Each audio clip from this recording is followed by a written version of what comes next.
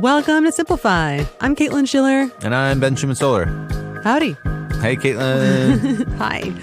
All right. So today we're going to keep this short and sweet, I think, because we have got a really different, really cool, really pretty functional how-to-y kind of episode. I think it's one of the, more unique ones that we've done. It was a great idea. Yeah, I think so too. Thank you.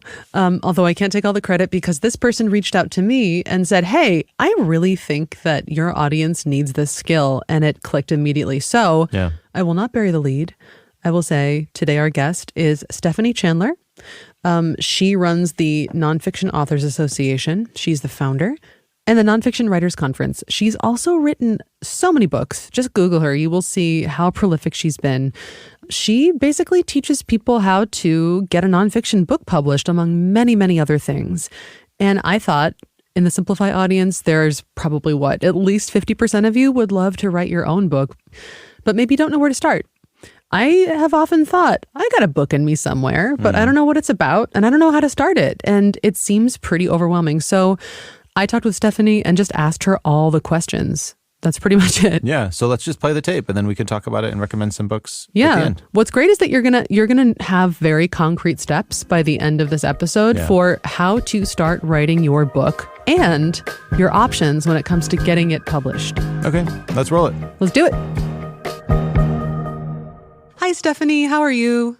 Hey, Caitlin. I am great. It's so fun to be with you today. Delighted that you made the time. Stephanie, would you please introduce yourself the way that you like to be introduced? Yeah, I am Stephanie Chandler. I'm founder and CEO of the Nonfiction Authors Association and Writers Conference, and a fellow author myself and a former bookstore owner. So I understand the publishing industry from many different directions. Wow, you do, from delivery to awaiting customers' hands to conception. That's really cool. All right, awesome. So here's something that I'm curious about. What do you think about this idea that everybody has a book in them? Do you think everyone has a book in them? I don't know if everyone does, but there's been this statistic floating around for years that 80% of people want to write a book. And I wish I knew the source and if it's an actual real statistic. But I will say a lot of people I talk to say, I'd love to write a book. And a smaller percentage of people say, oh, I could never do that. Yeah, I would say that probably 80% of my friends would like to write a book. And then I think that my closest 5 friends or so already have. So I'm lagging behind. This episode is also for me. Oh, great. I love it. So apart from me, Stephanie, who should write a book? So I focus on nonfiction. And I think that anybody who has something unique to say, especially in the nonfiction space. So whether you're writing from life experience, you're teaching something, those are kind of the two main things we see in the nonfiction space. And I think that even though there are reportedly 1 million new books being released every year, I firmly believe there is always space for new content, provided it is unique and stands out from its competition. All right, so then let's talk about, I've decided I want to write a book. I think I can. If I don't have my total idea all together yet, how do I figure out what to write about? You said it has to be unique. It can be something that teaches a skill that you know, or an idea that you know a lot about, or from personal experience. How would you say people can figure out what their book is about? So I personally like to use the old storyboard method when I'm mapping out a book. So I will literally, I'm very visual. I'll take a stack of 3x5 cards. I will write each and every minute topic, example, story, whatever it is I want to share. And each individual idea gets put down on a 3x5 card. And I will start to literally take up the floor in my living room and lay them out before me. And then I will start to put them in order. And I find this is really clarifying to figure out, if I'm putting them in order of kind of perceived chapters, where are the chapters too big? Where are the chapters light? How do I even balance it out? What's missing from this? So that is kind of the way to form that table of contents. But also you want to do that research prior to writing the book. So you want to study what books are currently in the market. You don't need to worry about books that were published, even 5 or 10 years ago if they're not currently selling well. What you want to do is focus on the most current competition and position your book differently. And one more tip, Caitlin, some people find this helpful. Write your book description first. Oh, right? Okay. Write your book description and what it is that the audience will gain from reading your book. And that can also help you get more clear. So you said write your book description first. Does that mean I just basically write a pitch? Yeah, if you think about what's on the back cover of a book or the description that you see on Amazon, that's what you're aiming for. And by the way, I should have said this first, know your target audience. I cannot emphasize this enough. Who is it you're writing for? What do they care about? How is your book going to improve their lives in some way? So I always advise our authors, focus on your audience's interests, needs, and challenges, right? So how can you address these common questions that they have? How can you do something that makes their lives easier? How can you do something that is different from what they're already reading about in your space? And if you can niche that down, even better.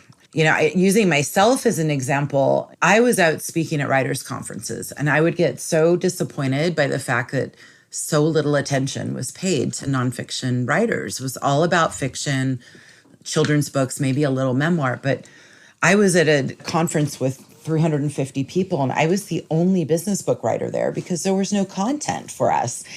So that's why I started the Nonfiction Writers Conference and the association that followed, because I saw a need and nobody was filling it. And it allowed me to expand, to write books for my audience. I have very little competition in this space, even today, 13 years later. I could have been another general, writers organization, and then I would have had tons and tons and tons of competition. But instead, we got really clear on the audience and it spoke to people. So if you can think about that for your book, that will be half your battle. So I've got my passionate idea, the thing that I'm excited about writing about that I can uniquely do. I read a description of that idea, then I research my audience and figure out what they need. I see what else is out there and how I can offer something different. So then what happens? Then you have to start writing, Caitlin. Okay. And it can be so intimidating. The thought of writing a whole book can be so intimidating. So, what I like to remind new authors is that, so let's say your typical book manuscript, and by the way, manuscripts have gotten shorter over the years. We can thank Seth Godin for starting to write shorter books. It became a trend. And so you don't necessarily have to write an 80,000 word manuscript. You can even do a 40 or 50,000 word manuscript. And if you think about, 2 typed pages are about 500 words. So if you were to write 4 pages a day, it would be 1,000 words. If you did that for 40 or 50 days, you'd have a manuscript, 1,000 words a day. That's like totally doable in 2 months or so. Right? That's the point. If you break it into those small pieces and you're working from an outline, and by the way, your outline will shift a little bit, but, hopefully you're using an outline to kind of keep you on track. And you're treating it maybe even like writing miniature articles. And maybe you're even pulling in some content you've already written. I write a ton of blog posts. So whenever I sit down to write a book, I map my blog posts into my outline to see if some of the content is already created. Using what you already have, very, very smart. So is the outline the same thing as that storyboarding activity that you mentioned at first? Or is that a much earlier sort of conceptual activity? Yeah, no, the storyboard kind of becomes the outline. And it's a very detailed one because, again, when I do this my way, I put every case study, every little itty bitty concept, because I really want to catch the granular details in my outline. And again, you don't always necessarily stick to it verbatim. It will definitely kind of ebb and flow, but it gives you a clear focus and you're able to see clearly, that your chapters are pretty equal in size, and that there's a logical progression to the book itself. Mm-hmm. So say I make it through the first draft of my book and I have this manuscript, then what happens? So you have a couple of options here. A lot of authors go straight into editing.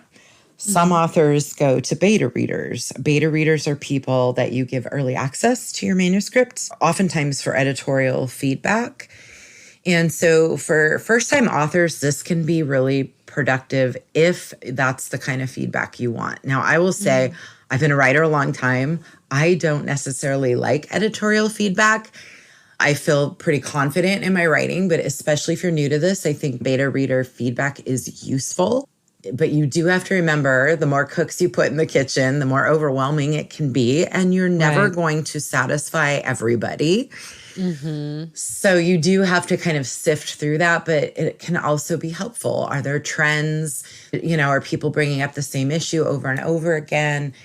And then when you work with beta readers, I think it's important to be really clear about the feedback that you're seeking. So are you asking them probably not to correct punctuation and spelling, right? You're wanting them to give you kind of structural feedback. Do things make sense? And then have them fill out like a form for each chapter so that you're getting really specific feedback that's helpful for you, not only shaping that manuscript, but gaining confidence in that it is solid. So then I don't necessarily need an agent and a publisher and a publicist on my side to get this done. Not initially. So between beta readers and the next steps, I'm really a huge proponent of editing. I am not an editor myself.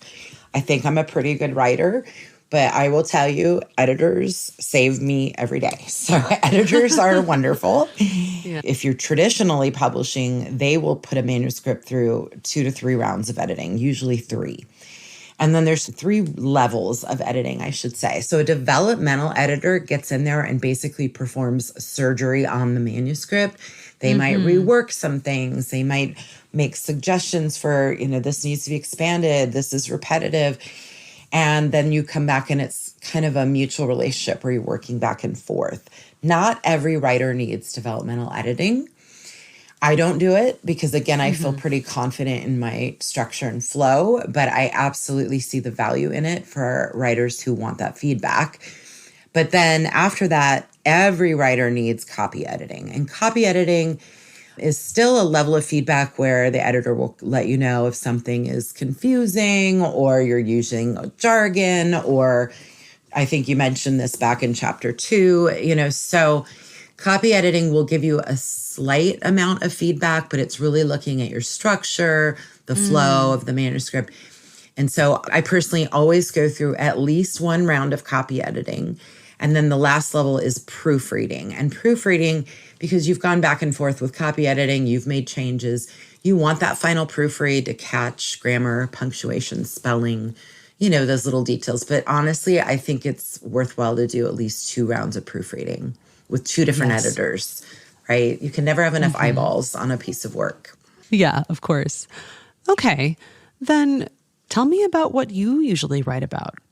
My last book was called the Nonfiction Book Publishing Plan. So it's literally a step-by-step guide on how to be your own publisher. It's really detailed, really thorough. Very proud of it. And then I have a new book coming out in the fall called the Nonfiction Book Marketing and Launch Plan Workbook. I teach a book marketing master course, and I created this workbook for the course a couple of years back, and it's evolved. And my course attendees keep saying, this should be out in the world. You don't need to take the course to use this workbook. And so I actually went and got beta readers. I had about 40 people, and I asked them to review it and tell me, does it stand alone? Does it need the course? And they said, no, this definitely stands alone. So we're putting some finishing touches, and that will be out in the fall. And I'm really excited because I personally love a workbook. And this is not one of those that's full of blank pages. It's really rich in content. And I really feel like it's going to help people. That does sound very helpful. It sounds like something I need to have in my own life, actually. If I'm going to write this book, Stephanie, it sounds like you probably read a lot of burgeoning books in your time and seen a lot of descriptions. How do you know when there's really something there? What do you notice about the ideas that are really promising? Like, what are some characteristics of the really good ones? Ooh, I love this question. I don't think anyone has ever asked me this. So I've done hybrid book publishing also for all these years. So I have, what does that mean? Oh, yeah. So hybrid publishing is basically paid self-publishing services. So can you go out and self-publish your book? Absolutely. It's a lot of work. You have to hire the editors and the designers and then interior typesetting and have the ebook formatted. So there are a group of hybrid book publishers are basically service providers that produce your book for you for a fee, but they also have quality standards, right? So they're not just publishing anything in exchange for a check. You want to know your book is in good company, that there's a standard, right? So that's really important. And it's become very popular in the self-publishing space. And so you can outsource the production of your book and know that it's done really well. Cool. Okay. Thank you for that. So back to your question. So how do I know there's something special?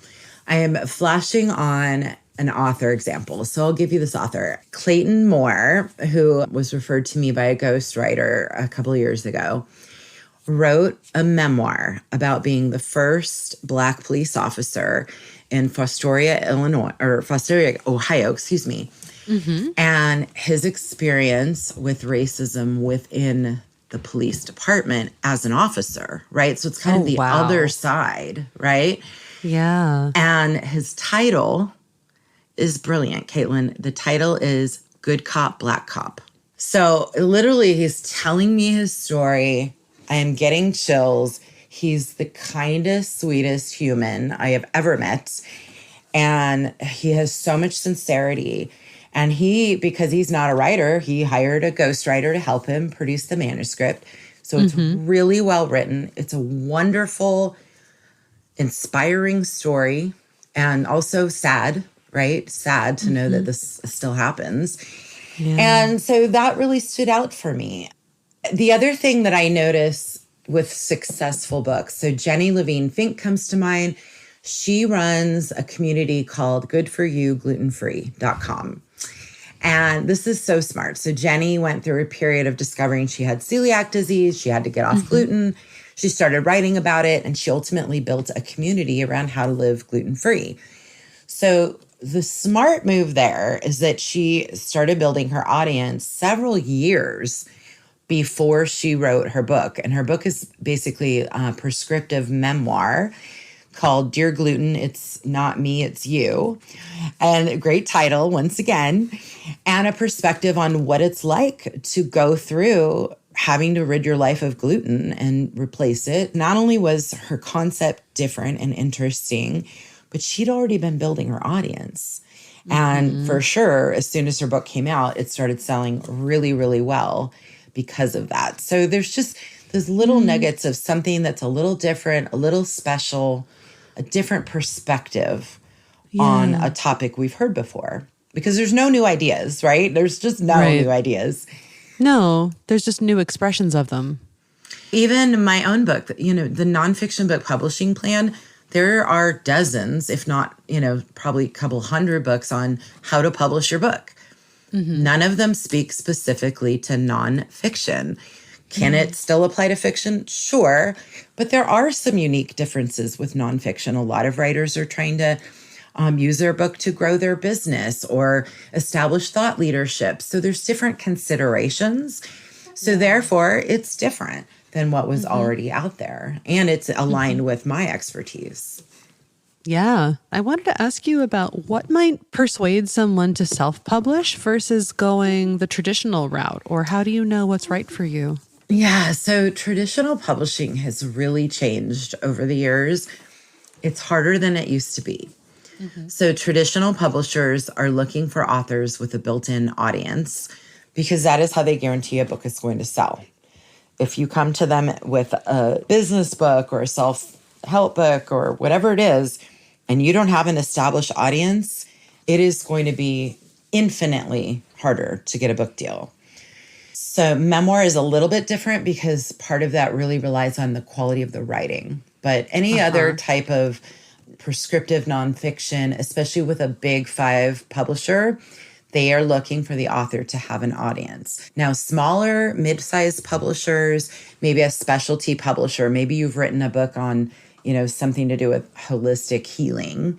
You might find a small press that would take on the book, but you're not going to get a huge advance, and so let's clarify some myths around that, because in traditional publishing, advances have come way down unless you have a huge audience. So let's say you have a decent audience. Maybe you have an email list of 20,000 subscribers. That would probably impress a publisher. Then they might offer you maybe a $10,000 advance on your book. Now, that all sounds like, daisies and roses until you realize that you will never see another dollar for that book until you've earned back that advance, one book sale at a time. And the publishers typically only pay authors around $1 a book. Oh my God. Yeah, it's horrible. The earnings for authors are horrible. I didn't know. Yes. And I earn even less than that. So I have 3 traditionally published books. I chose to leave traditional publishing because of these issues and because they get all the control. So once you sign on the dotted line, they can change your title. They can give you a cover you don't like.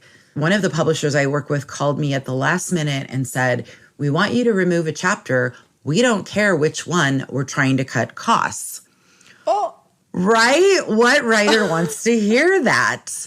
0, exactly 0. I was mortified. And what I ended up doing was turning the chapter into a bonus download that readers could get. I had to make lemonade out of that somehow, but I thought, I am never letting this happen again. And it usually takes them about a year.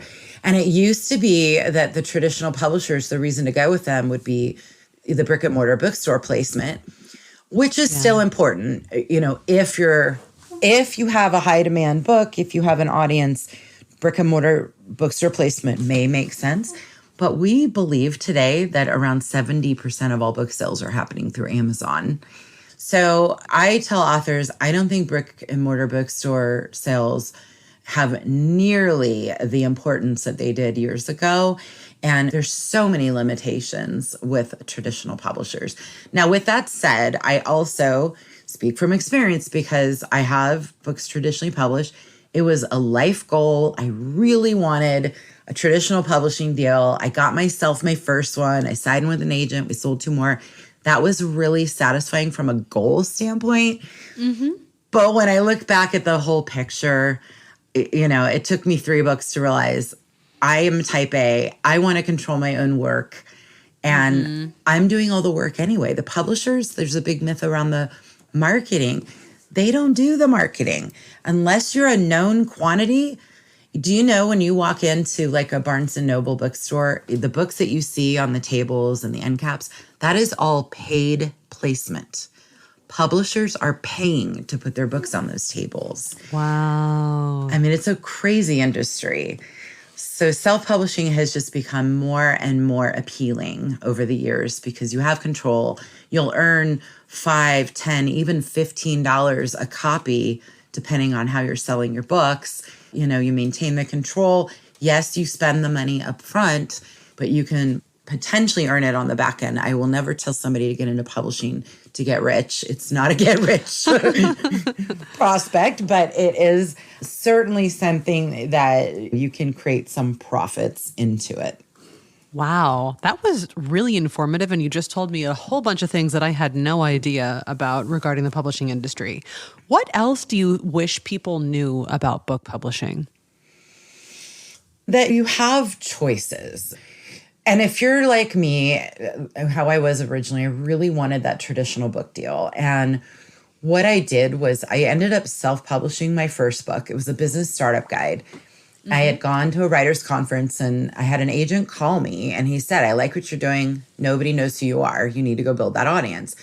So I self-published the first book. I built a website. I built traffic to that site and an email list. And the next year I was able to sell my book.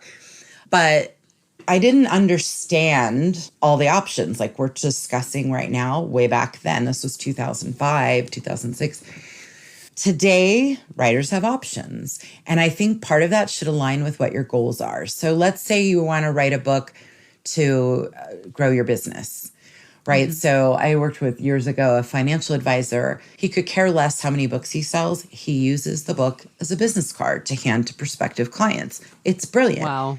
I mean, talk about a huge return on investment, right? When your $5 book nets you a $50,000 client, I mean, whatever your numbers are. So it depends on your goals. You don't need a traditional publisher if you're using your book as a business card.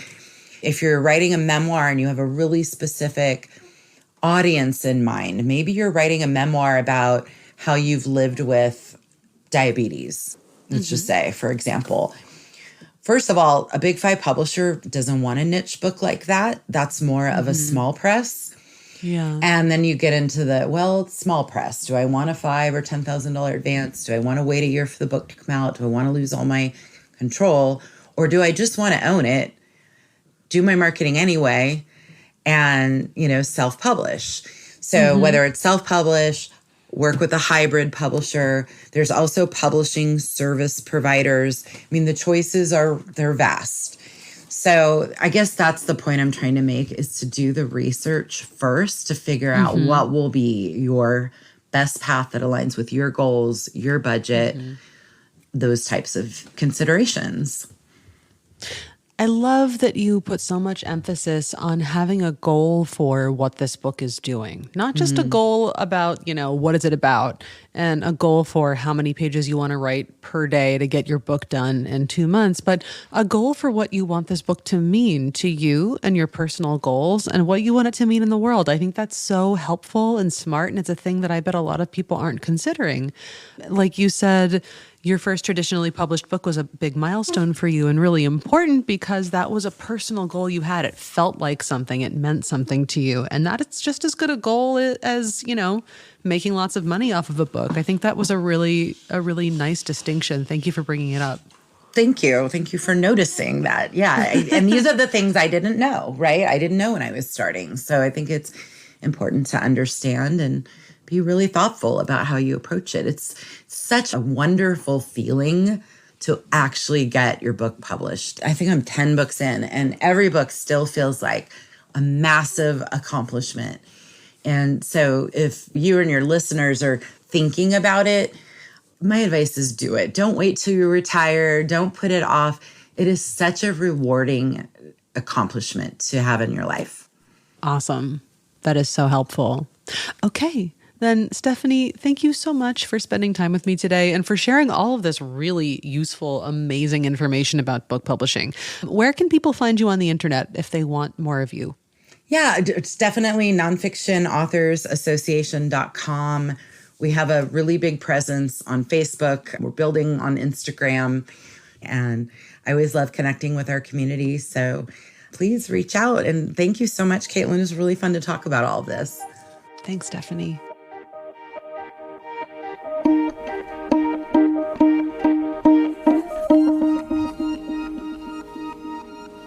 Welcome to the Book End, where we end with books. Indeed we do. But first, we talk about the interview. Right. So what are your takeaways? You said before the interview how to write a book and then how to get it published. What do you want to highlight for the listeners? Well, what I wanted to highlight for the listeners, Stephanie says that there are 2 kinds of nonfiction books. There's writing for unique experience, and then there's something to teach. And the success of something to teach is how clear you are, how well you do it, the information that you provide. And writing from unique experience, that's memoir. So it depends more on being a really good writer and having a unique voice. And I thought that separating them into these 2 camps was sort of interesting. And it gives you immediately a way to think about, well, what can I give to the world? Do I have something to teach? Or can I be a really great writer and give my personal experience? And there are, some instances in which these are mixed. But I thought that was a cool way to start thinking about what direction you could possibly go. What's your book? Unique experience or something to teach? Well, I don't really have anything to teach. So probably writing from unique experience. What about you? What do you mean you don't have anything to teach? You could do all these simplify learnings. Yeah, but maybe they're not really mine though. I don't know. Huh. I haven't decided yet. Is there anything that surprised you or stood out to you? I mean, I'm always surprised when I hear from authors talking about how self-publishing is such a promising solution. Me too. I don't think that much about publishing a book, and all the different levers and mechanics involved in getting a book out there is it's honestly a bit scary and overwhelming. Yeah, I appreciate how she was like, here's the advantages and disadvantages of those options. But that's something that stood out for me. Same. And actually, what was part and parcel of that part of the conversation was this moment where she said, you know, you can decide when you're publishing what matters to you more.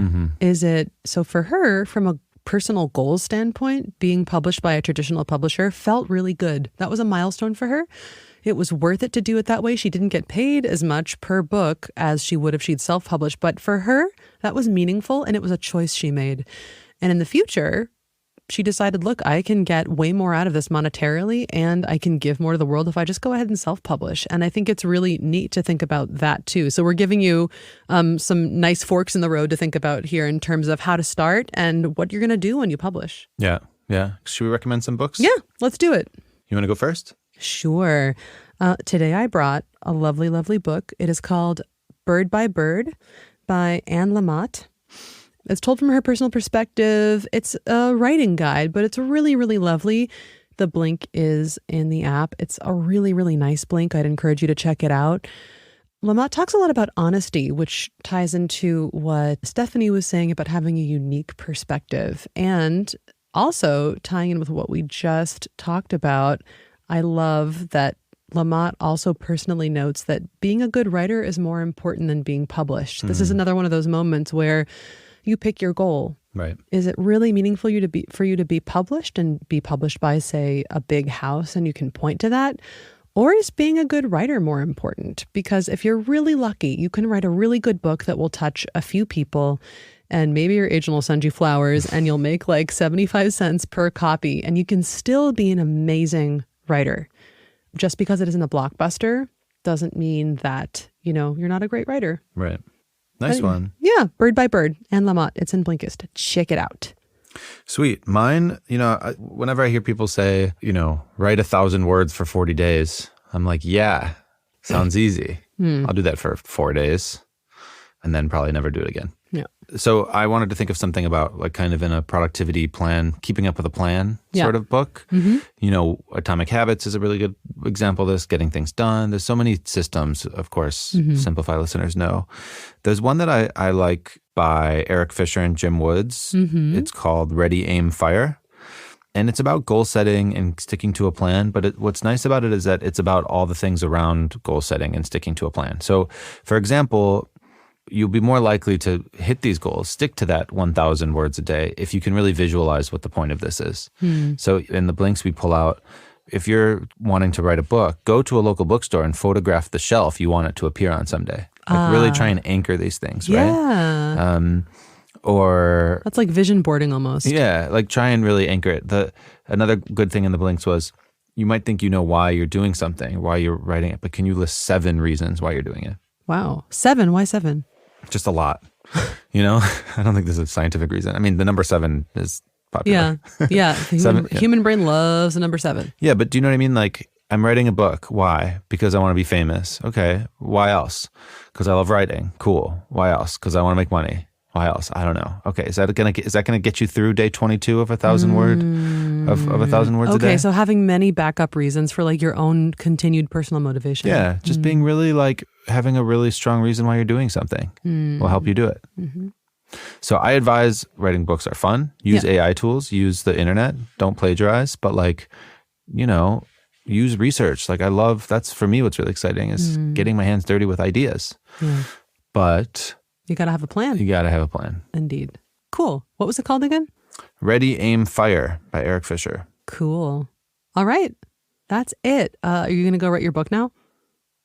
Yeah. I mean, maybe I should build an audience. Maybe we should start a podcast and build an audience first. What a great idea. We should write a book. Yeah, we should. Would you buy or listen to a book on tape that Ben and I wrote? On tape? book on tape. Oh, audio. Would you listen to an audio book on tape? I like grew up with my dad listening to books on tape, and he talked about them all the time. So audiobooks are forever in my head as books on tape. Yeah. We could also, that's where we can finally launch our book, Complicate.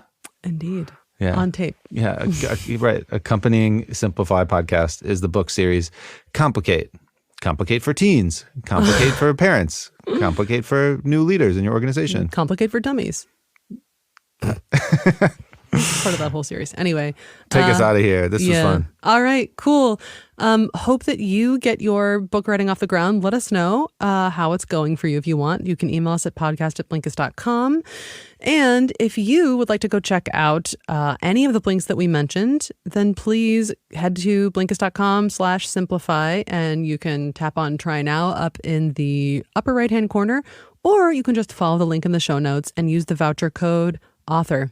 AUTHOR. Yeah, easy enough. Yep. Try it free 14 days. You can read anything in there. Maybe get some inspiration for your first book. And that's it. Credits. Who produces Simplify, Caitlin? Simplify, thank you for asking, is produced by the wonderful Phoebe McIndoe, you, Ben Schuman-Stoler, me, Caitlin Schiller, and Maria Levacic. Also, sometimes with the help of Ben Jackson. Action Jackson. Action Jackson. Other mysterious names back in there, but we won't say them all. They're too powerful. It was made in Berlin, Germany at Blinkist HQ. That is it for us. Checking out. See ya.